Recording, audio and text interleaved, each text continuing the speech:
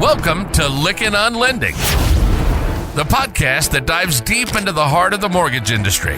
Your host, David Lykken, bringing you the latest insights, trends, and updates from the world of mortgages. Whether you're a seasoned industry veteran or just getting started, this show is your go-to source for all things mortgage. On Lykken on Lending, we're not just about delivering information, we're about delivering it in a way that's lively, engaging, and yes, even entertaining. You'll hear from a wide range of regular contributors, experts who make the complexities of the mortgage business not just understandable, but enjoyable. Our goal? To keep you informed on the operational aspects of the industry. Everything from regulations and compliance to technology and market trends, without ever being boring. We believe that staying up to date doesn't have to be dull, and our interactive conversational style ensures you'll be hooked from the get-go. So get ready for detailed discussions, lively debates, and a wealth of knowledge that will help you navigate the ever-changing landscape of the mortgage industry. Let's get started. This is Lykken on Lending. Now your host, David Lykken.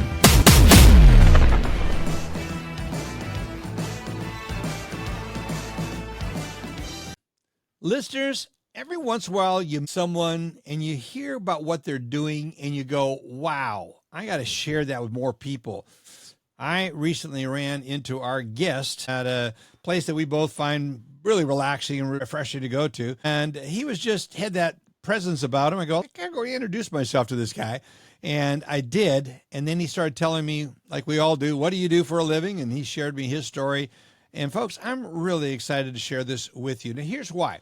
We're all looking for a way in which we can uniquely identify ourselves in the marketplace. And some of that comes by what we do for others. And so as you listen to this interview, consider, is this something you would like to do for one of your top employees as a way to honor them or their family?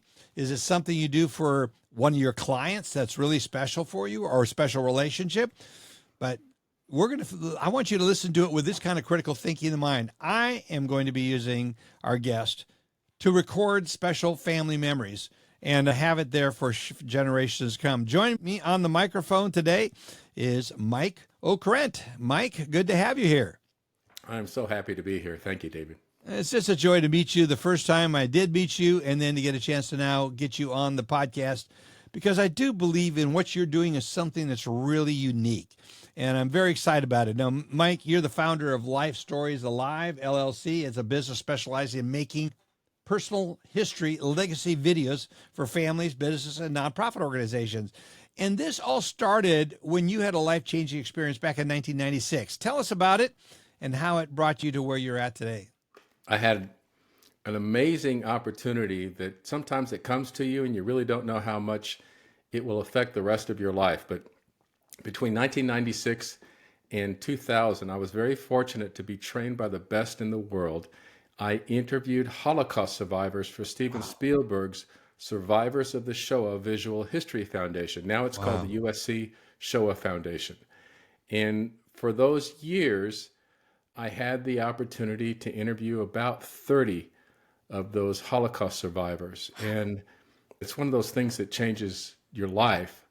And all I did was ask questions and listen. That's got to be some of the most riveting conversations anyone could have, because they had life experiences that were horrific. And to understand what they went through and to be able to memorialize that for their family members. Are there a lot of Holocaust survivors today? I think most of them, I would imagine, had passed on. That is correct. Most of them, because of age, have passed along. And if there are still some survivors that are alive, they were children or they were very young during the Holocaust, which of course happened between probably about 1939 to 1945 when World War II ended. Right. And this is the Holocaust that happened, of course, in Nazi-occupied Germany. How did you come across Steven Spielberg? How did that happen? Again, it's one of those things that it's a godsend. I was volunteering with the Jewish Federation of San Antonio. I'm born and raised in San Antonio. And they have a wonderful Holocaust education program. So backtrack to about 1993 when Spielberg is filming Schindler's List in Poland. Right. Survivors were coming up to him and saying, I have a story I want to tell you. And in his genius, he had this idea of capturing the life stories of Holocaust survivors because he knew that within a short few years, Very short period of their time, yeah. stories would be buried with them. So he started this foundation with the idea of interviewing 50,000 survivors all over the world. We interviewed 53,000 plus Wow. in about 29 languages all over the world. And we didn't solicit survivors. As survivors from Austin and San Antonio and South Texas started to call in wanting to be interviewed, the foundation sent a letter to the Jewish Federation of San Antonio, who has a wonderful Holocaust education program that I was a teacher of. They sent a letter saying, we need volunteers to come at their own expense to fly to Los Angeles and be trained how to do this. And I thought, oh my God, what an opportunity. What So I an did. opportunity. Yeah. And so I guess I was the only one from this area. And I was the guy who interviewed the survivors in Austin and San Antonio and all over South Texas. Well, kudos to you for jumping at that opportunity. When opportunity knocks, how many times do we answer the door? Right. And so you did, and it's launched you into a very exciting business. Now, take us from there to what you're doing today. Some people say, are you a psychologist? And the answer is no. Were you trained in the journalism department at SMU where I went to school? And the answer is no. At the time that I did this, I was the fourth generation in the retail carpet and flooring business, which has nothing to do with interviewing people for their life stories. No, absolutely. And so after 25 years in that business, I got out of it, and a business coach helped me connect with how much I love doing that. It's a long story short. And 19 years ago, I started Life Stories Alive, doing it for regular moms, dads, and grandmas and grandpas. And it's so much fun. It's just so much fun. Tell us some stories. Give us an idea. And I want to get into how you do it and what's involved in a minute. But what are some of the memorable stories that really stand out in your mind? Wow, there are so many. I've done hundreds and hundreds of these. If you like TED Talks, I gave a TEDx talk a few years ago. Oh, you did? That's right. In this TEDx talk, I talk about the most challenging yet the most rewarding life story I ever did was my own mom's. Because when you do your own mom's life story, you can ask questions that you would never ask anybody else. And so I show this clip, and it happens to be a humorous clip. Should I give away the secret before people watch it? Yeah, I'll go ahead and do it. Yeah, go ahead, do it. Yeah, entice them to do it, yeah. So I have two brothers, right? Right. And the interviews that I do are chronologically conducted. So we're at the point where she already got married. I'm talking about her wedding and having kids, and the kids are growing up. And I say, I have a very important question to ask you, Mom. And I want you to think about this because I want an honest answer. Which one of your three sons is your favorite? Love that question. She just started cracking up. I said, come on, Mom. I know it's your middle child, me. Yeah. And let's fess up. She did a brilliant job of handling that one. I got to tell you. She was did. one savvy mama. That's so amazing. as you can imagine, to answer your question further, David, I've interviewed people who are ill, and terminally ill people have a different perspective of life. I've interviewed very successful people, billionaires, as a matter of fact, in some cases. And I've also interviewed just regular people. And each story is unique, but I can understand. Every one of our lives is unique. One of the most common things that I hear from the people who I'm going to interview is, I don't know why my son wants me to do this. I'm just a simple person. What have I done special? Why would anyone be interested in my story? Yeah, I can imagine you'd hear that. Yeah. And so I ask each one of your listeners, what makes your parent or somebody that you love, what makes their story uninteresting? And they think, oh my God, it's my mom. Of course her stories are interesting. Of course she has lessons learned from the things that she went through in her life that should be passed down to future generations. And so in my mind, every story is interesting. And the way I was trained to do it, things will come out that they've never thought about. And that's what makes it fun for me. Yeah, I think the fact that you were trained by Steven Spielberg or his team to be able to bring these out creates a unique skill set, because both my parents have passed on a number of years ago, been gone now for a while. And we wanted to record as many things. So back then we recorded videos or audio files as best we could and try to hang on to them, but we weren't trained in doing it. And now I look back on it, especially after listening to your TED Talk, which, by the way, we'll put a link to that TED Talk, listeners, in this episode. You can go listen to it because it was really well done. But it really brings out an importance of people telling this story. And again, the argument you get is, why would anyone want my story? It's inconsequential. Every life is consequential. Every life is important. And there's something if it not for anyone else, but for your heirs, for your family as they get passed on. And I think the more authentic. It's interesting. My oldest daughter and her husband, our granddaughter, were just here celebrating Christmas this past weekend. And I did not expect this happening, and it certainly wasn't related to our interview. But they gave me a journal that asked me all these questions. They asked me to fill out all this information. They're buying one for my wife as well. And we'll both fill out in writing our words about our life experience, all these things. And some of the questions are in there seem a bit prying and invasive. And I'm going like, why do I want to talk about my first love, my first crush, all those experiences? But I think it's what makes who we are. Each one of these questions. And when you have someone like yourself who will ask questions that's professionally trained by the best. Steven Spielberg just undisputably is the best.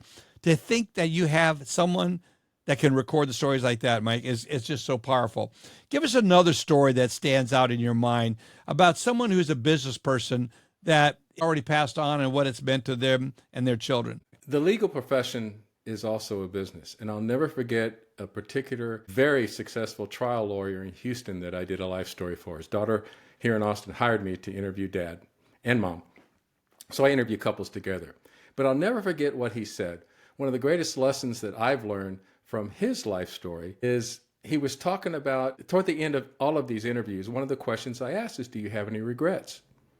As you look back on the life that you've led, do you have any regrets? And he thought for a moment, and then I'll never forget, he said, I remember day after day, morning after morning, kissing my 3 kids goodbye before I went to work in the morning while they were still asleep. And then that night I came home and kissed them goodnight after they were already in bed, year after year. And then he paused and then he said, I missed out on their childhood. Oh. And there's one thing to being successful and what that means. And there's another thing to another meaning of success. And I don't think there's an actual balance that they call a work-life balance. But I think if we make every effort that we can to do what we can to spend the time with those who are important to us, be it work or family, because both of those are important. That's one of the lessons that I learned from his life story. And that can apply to any business person, quite. Yeah, it's really good. So many of us struggle with work-life balance and we have not spent the time with our families. But that's why your service is so valuable, because you're going to be able to bring their life, this person, whoever the interviewee is, you're going to bring their life story out and share it with the kids where they may not have heard these stories. And I think it's such a powerful thing. So it's appropriate that we're doing this around the Christmas holidays, giving it as a gift to people. But I'm also thinking about this being a very powerful gift, appreciation to someone. Like it's a family portrait. You given a family portrait or you spend money to do this. This is far more impactful. Nothing against family portraits, all 4 family portraits, but they don't tell the backstory. What's going on in the heads and the hearts of the people that had been going on all their life. I think it's just outstanding for you to do this. And I wanted our listening audience to go, now that is really a unique idea. I can think of this person. Most likely you'll start thinking of their own family members. Oh, Mike, how I wish I had met you before my mom and dad had passed away. I would have spent the money to do this. It's priceless. It doesn't matter how much it costs, because the memories and having a video of them talking about the things that you draw out in the interviews, that would be priceless to me in these years after they've been gone for a long time.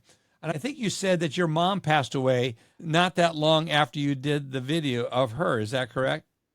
That is correct. 2 years after I did her life story, Mom died. And now, whenever I am missing her, not only books about people's stories are great. Don't get me wrong. Yeah, no, it's good. But nothing like the reason I do video is because it brings out the senses. I get to hear her voice. Yes. And I get to feel the love that she had for me and my brothers. And oh my God, I get my fix. Whenever I'm missing Mom, I know exactly where to go on the video, and I'm okay. And it's not just the things that happen in one's life, like my mom's story and like every story that I do, but it's the lessons learned from what happens. Because I hear from people all the time, I don't know that I want to talk about this because it's a traumatic part of my life, but it's part of your life. And it's not just what happened. I learned this from the Holocaust survivors. It's how do you handle it? What lessons can be learned from what happened to you or by you. Wow. And that's so important to pass down to future generations. Because what parent that doesn't want their children to make they don't want their children to make the same mistakes they made? And how do you do that? You pass the story down and you say, don't do this because I did this. Sometimes. Yeah. Are there various packages that you have for doing this? I think people are getting what we're talking about here, especially over the holidays. There's a heart for sentiment in the holidays anyway. But as they are listening to this, Mike, is there different packages where you can do this at different levels, full exhaustive video biography of them and a condensed down? Do you have different programs or packages that they can utilize? Yeah, I do a full life story, and I'll either do an individual, I can do couples, married couples or otherwise. I do siblings interviews, and they're always a blast. Four siblings sitting on the couch together. You can imagine what those are like. I can do multi-generational ones, whether that takes one day or multiple days to do. But I do want to offer your listeners a package that I've never offered before, quite frankly. And I will offer this because Zoom or video conferencing is available. How about life chapters? We can do this. I love that. Yes. I want to offer a 1-hour interview with one chapter of their life, whether it be, and I got 4 categories for you. Either a love story is one category, a work story could be one category, right? One chapter, youth stories, what it was like growing up until you got married or whatever, is another category. And the 4th category is generational, the generational stories, where we can go through family trees, we can go through past, present, and future generations, just talking about family, where they come from and who they are and what they want their future generations to be. That's a generational story. So one of those 4 categories, I'd be happy to offer that. Is it okay to give a price? Yes, absolutely. Yes. I can offer that, and it's a video life story. And what we will do, we'll do it on Zoom. So there's no travel expenses. There's not any of that. Yeah. My editors will be able to edit it to make it look clean. And we can put in some photographs and things so it won't be just a talking head. So it'll be professionally done for just $500. That is a bargain, especially when you think about realtors you're working with, loan officers you're working with. First of all, I think one of the best gifts you could give, everyone's looking for a good gift to give someone who closed on a new home. Why not give them a gift like this? They'll remember that forever, especially if they can figure out a way of putting your name provided by your loan officer, your name as a producer or something like that. I think there'd just be so many opportunities to take and do something really unique. And we're all looking for a way to make us unique in this commoditized world that we live in. And listeners, the challenge there is for doing that, we give cheese platters, we give bottles of wine, we give all these things, and they're nice. I remember getting my doorknob from my first mortgage lender when I got it. I go, that was nice, but that's gone. I don't know where that's at. But had they recorded one of my life stories or recorded one of my parents or something like that, it shared it with me. Wow, would that been ever good? So I think that's a great product, Mike. Thank you so much for offering that to our listeners. Appreciate You're welcome. that. Or they could give a full life story. And if they gift it to the person who bought the home or their client can say, I don't want my life story, I want my mom and dad's life story. Right. It's a really unique gift for a 50th wedding anniversary or a 25th wedding anniversary, a special birthday. The average age of the people that I interview now is about 82 years old, but I've interviewed from 40 to 105. I've interviewed 6 people that are 100 years old and older. Wow. Wow. And it makes for for the person what do I give them? They've got everything. More than likely, they don't have the gift of their life story in a full documentary, Ken Burns type way. And that's what I do. That's awesome. We're going to get together. I'm going to have you record one for my wife and I to give to our kids. I think that'd be just a wonderful Christmas gift. We'll give that out next year. And I'm thinking about, it's expensive, but it's worth it to do the full package. But for those that are looking for an opportunity to create a unique value, a give back to the borrower or to the realtor or anyone involved in the transaction or special employees that you have working for you, this is a powerful tool. Mike, I'm so glad I ran into you, and I'm so excited about the stories that come out of this interview and what can be shared with people. So how can people get a hold of you, Mike? Reach you? Yes, you can reach me by email at mokrent, MOKRENT, at lifestoriesalive.com. lifestoriesalive.com, or my website is lifestoriesalive.com. And there's a contact page on there, a tab there that you can contact me, and let's have a conversation. Even if you just are thinking about this and I'm not sure, let's just have a conversation. I'm not a good salesperson at all, quite frankly, but I'd be happy to answer any questions that you have about this. That's good. And I'd love to do one of these chapter stories for some of your listeners out there. It could be a great opportunity for them and for their customers, and a way to make them unique. Yeah, go ahead. I want to mention one more thing. And one of the things that is a synopsis of why I do what I do. There was a book written in the late 2000s called Sarah's Key, and they made a movie out of it. And the last thing you hear in the movie Sarah's Key that was released in 2011, the last thing you hear in that movie is the following. A voiceover will say, "When a story is told, it's not forgotten. It becomes something else. The memory of who we were and the hope of what we can become." Wow. So if your listeners want to know of the hope of what they can become, the story needs to be told. That's so good.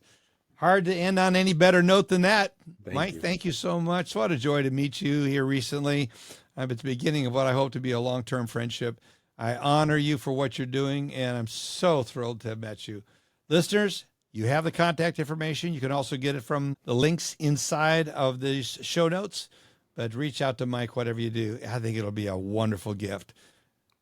Happy holidays, Mike. Appreciate Happy you so holidays much. to you, David. Thank you so much. This has been an honor, and it's been a lot of fun. I appreciate it. I appreciate it as well. You've been listening to Lykken on Lending. Our passion is to bring you the latest insights, trends, and updates from the world of mortgages. So on this show, if you're a seasoned industry veteran or just getting started, it's your go-to source for all things mortgage. We hope you've enjoyed the show. We'll be back soon. Take care, and we'll see you next time on Lykken on Lending.